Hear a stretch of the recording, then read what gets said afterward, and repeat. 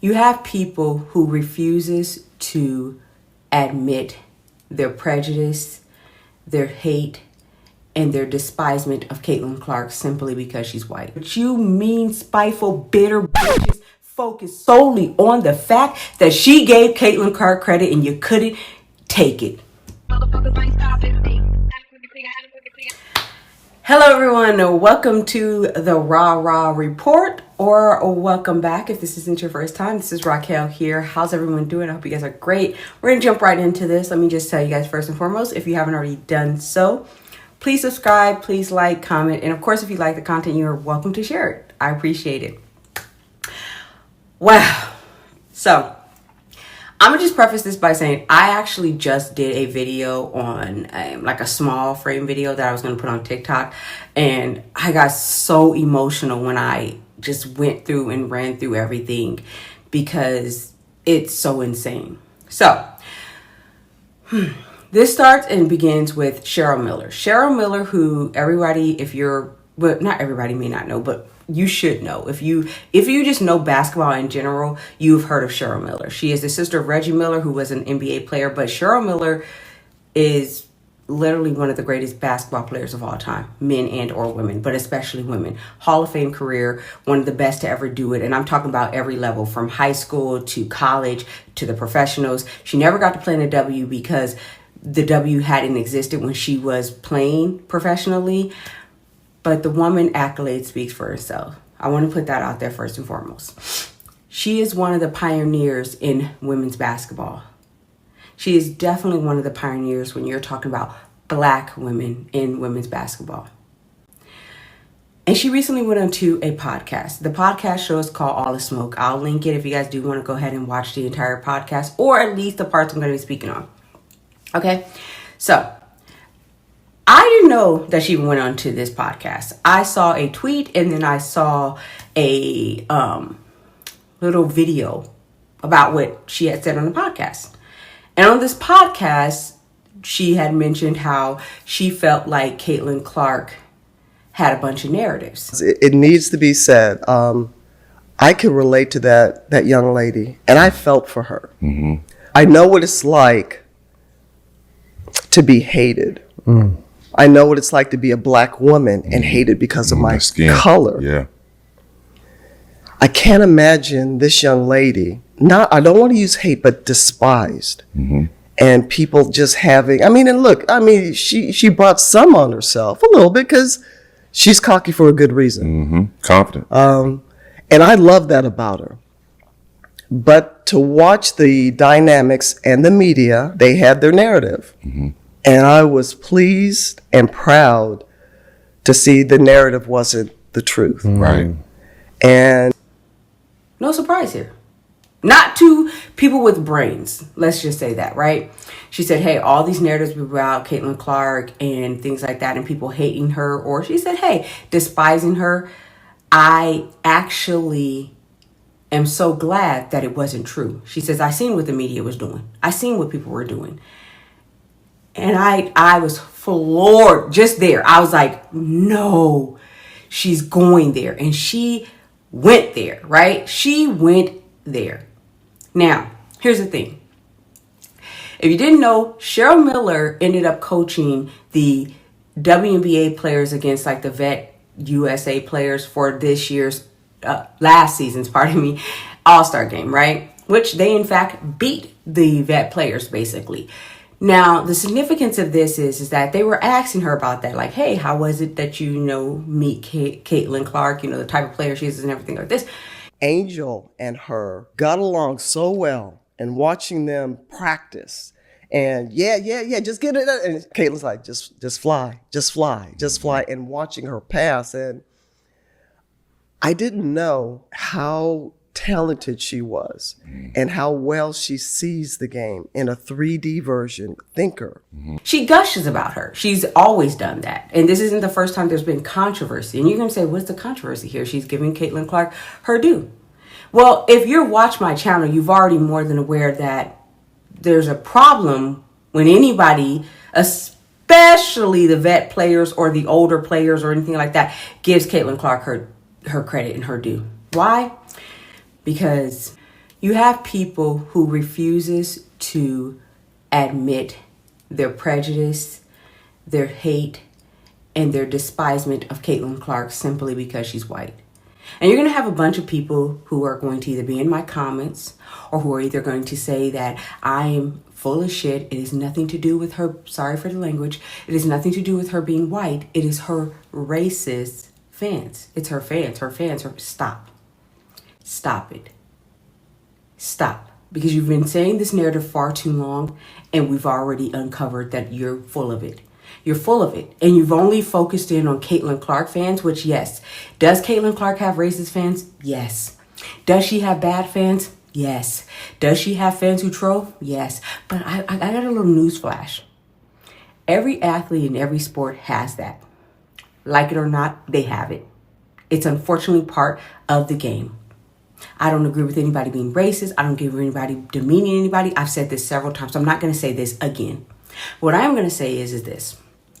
Cheryl Miller goes and says these positive things about Caitlin Clark, but how she handled it and how she was proud that Angel Reese and Caitlin Clark didn't feed into the narratives that everybody was pushing in the media, meaning the black girl versus the white girl, correct?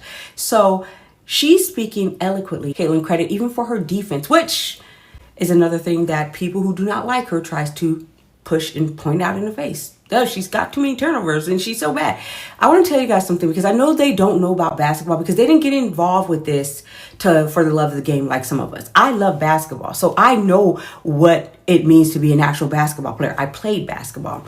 So Caitlin Clark, turnovers, especially when she first began, one, it's always hard when you're first coming into a league. Or a new team. People have to get in chemistry. People have to get to know each other. And also when you're a ball-dominant player, you are going to have turnovers. LeBron James, who is arguably one of the best players in the history of the NBA, has the most turnovers in the NBA history. Not just because of his longevity, but because he also was very ball-dominant. I'm going to tell you guys why I say that. These narratives are weird. But anyways, back to Cheryl Miller. So Cheryl Miller's on the show and they're asking her questions and she goes, oh yeah, I couldn't handle all the pressure that these girls are under. You're talking about social media. You're talking about if you have any mental issues, you have everybody judging you. It's such a different time, but gave them nothing but credit, right? Nothing she said was wrong. She said everything was right. And then, yes, she said what anybody with a brain, once again, would say.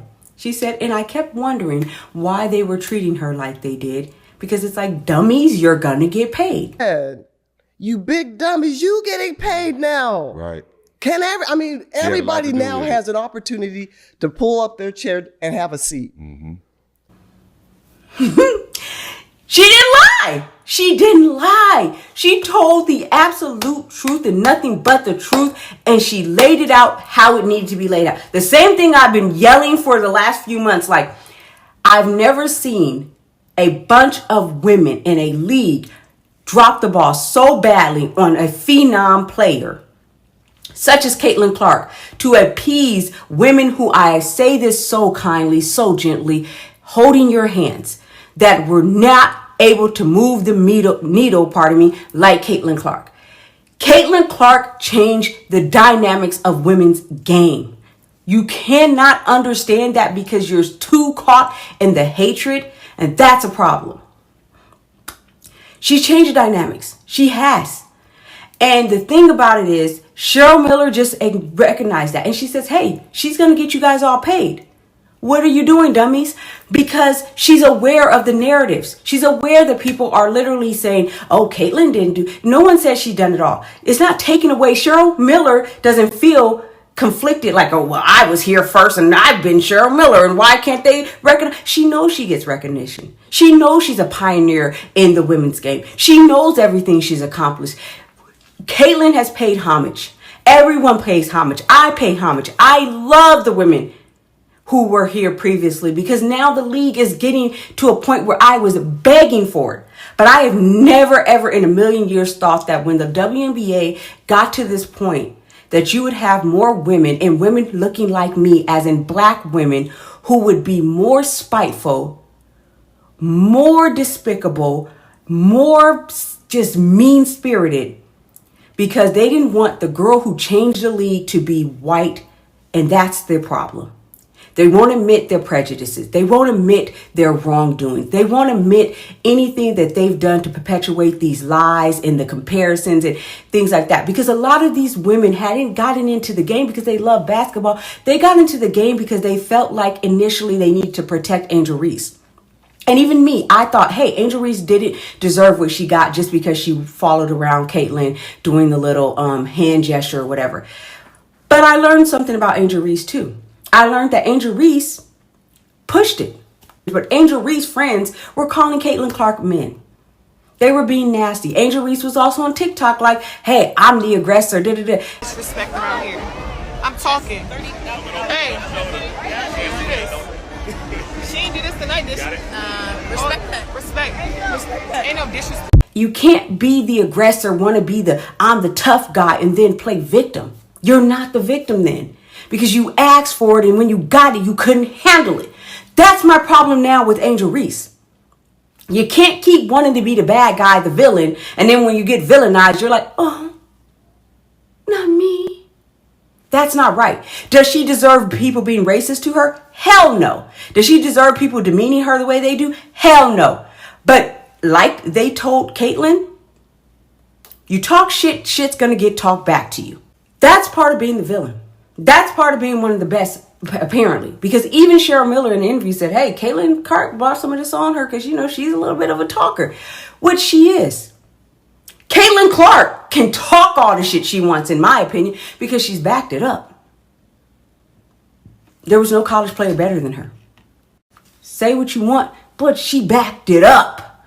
But that's not even the problem here. The problem I have is that the same group of women who have told you guys and told us all that we are coons, we are sellouts, we are self-hating, we are anti-black, we are this, that, and the second because we support Caitlyn Clark and she's white.